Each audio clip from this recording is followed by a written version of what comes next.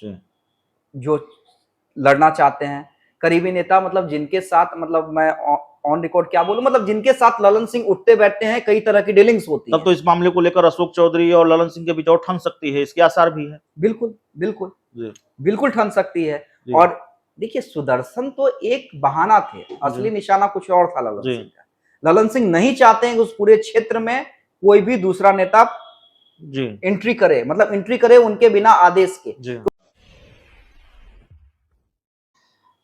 खबरें आ रही थी, लगातार ये चर्चा चल रही थी कि नीतीश कुमार अपने करीबी मंत्री अशोक चौधरी को जमुई सीट से मैदान में उतारना चाहते हैं चिराग पासवान के खिलाफ। लेकिन बीच में जो कुछ भी हुआ, उनको जमुई के प्रभारी मंत्री से हटाया गया, उनको दूसरे जिले का प्रभार दिया गया, ललन सिंह से भिड़ गए। और फिर जमुई के बरबीघा से जो विधायक हैं सुदर्शन, उन्होंने मोर्चा खोल दिया अशोक चौधरी के खिलाफ। तो अशोक चौधरी का जो चुनाव लड़ने का सपना था, या उनकी जो महत्वाकांक्षा थी, या ऐसे कहें कि उनका जो टिकट है जमुई से, वो खतरे में पड़ गया है।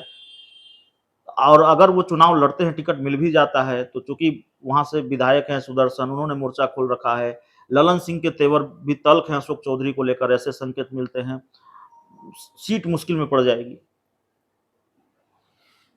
देखिए, इसमें कई तरह की चर्चाएं हैं। जी, देखिए, वो जो क्षेत्र है ना, जी, वो क्षेत्र ललन सिंह अपने कब्जे में रखे हुए हैं। जी, उसके पीछे बहुत सारे कारण हैं। जी, उनके कई करीबी नेता हैं जी, जो लड़ना चाहते हैं।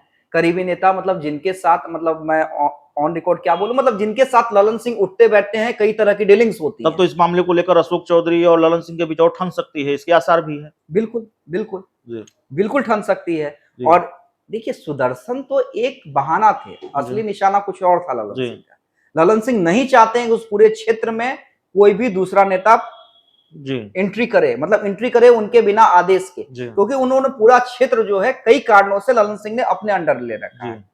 अब नीतीश कुमार क्या कुछ करते हैं, देखिए नीतीश कुमार, ऐसा नहीं है कि नीतीश कुमार आज भी ललन सिंह को कुछ कह देंगे तो ललन सिंह इग्नोर कर देंगे। जी, कई लोगों का कहना है कि ललन सिंह ने पार्टी को कब्जे में ले लिया है। जी, ऐसा कुछ नहीं है। जी, देखिए, राजनीति है, पार्टी है, उतार चढ़ाव हर नेता के लाइफ में आते हैं।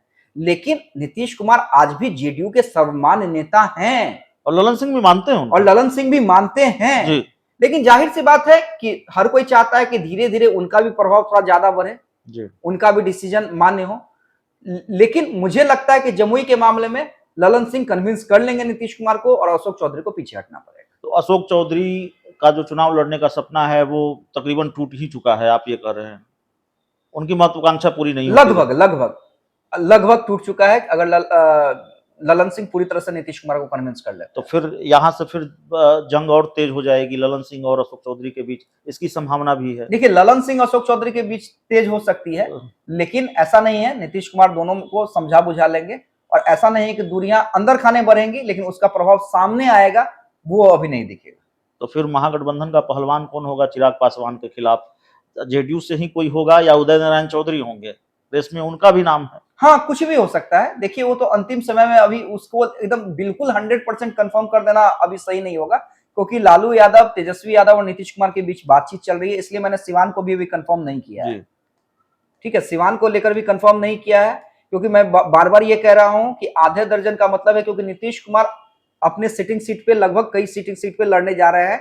कुछ सीटें जी, अदला बदली हो सकती है, लेकिन बराबर की सीटों पर लड़ने जा रहे हैं 15 या 16। जी, आरजेडी और जेडीयू लड़ने जा रही है। तो ऐसे में मैंने सिवान को लेकर भी कंफर्म नहीं कहा। जमुई को लेकर भी देखिए, अगर लगेगा कि हाँ, अशोक चौधरी वाकई वहां पे विनिंग पोजीशन में हैं चिराग जी, पासवान के खिलाफ, तो हो सकता है ललन सिंह भी मान ले, नीतीश कुमार समझा दे। जी, तो कई चीजें हैं, लेकिन चर्चाएं जो हैं इसी तरह की हैं, और मैंने चर्चाओं के आधार पर ही कहा, समीकरण के आधार पर कहा कि हो सकता है कि अशोक चौधरी को कदम पीछे करने पड़ जाए। तो हो सकता है अशोक चौधरी को कदम पीछे करने पड़े। बिहार के कई राजनीतिक सवालों पर लंबी चर्चा। बिहार के जाने माने पत्रकार और देशवा न्यूज के संपादक अमित झा सर से इस चर्चा में इतना ही। बहुत बहुत धन्यवाद।